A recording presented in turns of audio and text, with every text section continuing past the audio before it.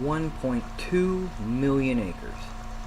That's the amount of forest that was burned in Yellowstone by the fires of 1988. Yellowstone was our first national park. It is 3.4 thousand square miles, or 2.2 million acres. There are 67 species of mammal, including the bear, elk, moose, wolf, and American bison.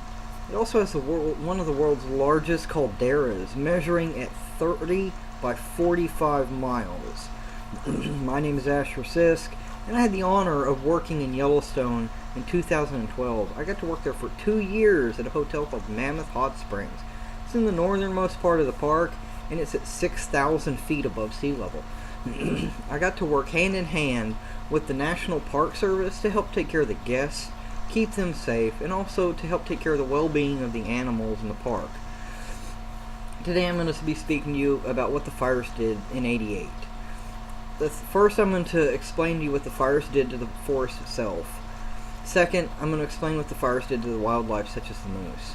And third, I'm going to explain the benefits of the fire that it had on the park of Yellowstone as a whole. First, let's talk about what the fires did to the forest. Yellowstone was made a national park back in 1872, and even today, the fire of '88 is the largest recorded fire in history that has taken place in the park. During the summer and fall, over 25,000 firefighters were brought in from around the country to help fight this blaze. 3 different points of the fire were started around the park. One was by lightning strike, the second was due to drought, and the third was a cigarette that had been thrown. Due to the high altitude, most of the trees that were burned in the fire are actually still slowly decaying across the park. Many of the trees are still standing, while others have fallen over and even fallen into the water. Our highest altitude in the park is 11,000 feet, and that's Eagles Peak, while the lowest point is still over 5,000 feet, and that's Reese Creek. Trees and underbrush were also burned in the fire, and the fire used those as kindling to help spread faster. It was also the main food source of a lot of the wildlife in the park, like the moose. The fire not only damaged the forest, but took a heavy toll on the wildlife as well. It destroyed a lot of the aquatic plants and things that the moose ate. An adult moose can eat approximately 10 to 12 pounds of food during the winter and 26 pounds of food during the summer. During the summer, the moose eat leaves and twigs of the willow. They also eat other woody brow species such as gooseberry and buffalo berry. So by the forest burning off all of that, the moose no longer had a food source, and was one of the reasons it was forced to move further south into the Grand Tetons, as well as like Jackson Hole, Wyoming.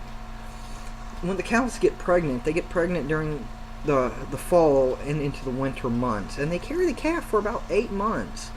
That spring, during the fires, all of the twigs and the thickets and the underbrush that the cows used to give birth were burned away, and that also forced them further south. It's going to take another 40 years, 60 years total, over 60 years total, for the moose to get back to the population it was in Yellowstone before the fires of '88. Lastly, I would like to speak to you about the benefits of the fire on the park. While it did destroy over 1.2 million acres of the park, it also cleared out a lot of dead trees and a lot of the underbrush that was making new growth just unable to take hold and grow.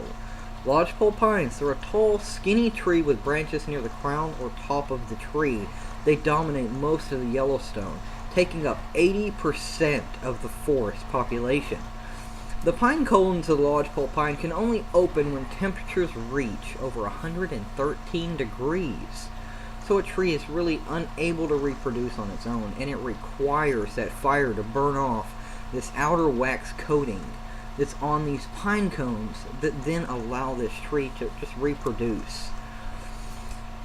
After the spring of '88, flowers also started to grow. In all of these burned areas, new trees are growing. The underbrush that was burned away are slowly starting to return. And Yellowstone has over 1,200 different types of flora. Different flowers, vines, small brushes, like I was saying before about the buffalo berry. As you can see, while the fire was very devastating to the park, it was also very beneficial, allowing new life to start take hold and grow, and the ash being very fertilizing to the land also. So today I've told you 3 things about the fires of Yellowstone. First, the fires had burned over 1.2 million acres of the park. It was the largest fire recorded in history to date. Second was how the fires affected the moose of Yellowstone, how it destroyed its food source, and destroyed the habitat and thickets where it used to give birth. Third was how the fires, even though they did destroy so much, gave room for so much more life to be able to grow and gain ground. These are just 3 basic examples of how the fires of '88 affected Yellowstone and its wildlife. Also, if you look down in the detailed description, you're going to find another link to the PowerPoint, which will be able to see pictures as well.